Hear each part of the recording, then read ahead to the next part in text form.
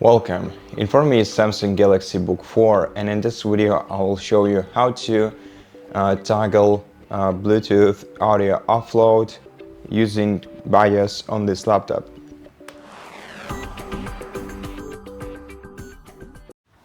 To enter BIOS, switch your PC on by pressing the power button once and then immediately start pressing the F2 key until the BIOS menu appears on your screen.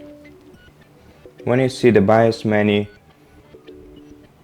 using your touchpad select Advanced Options. Otherwise, you can navigate through the options using right and left arrow keys. And to switch the Bluetooth Audio Offload, switch this toggle.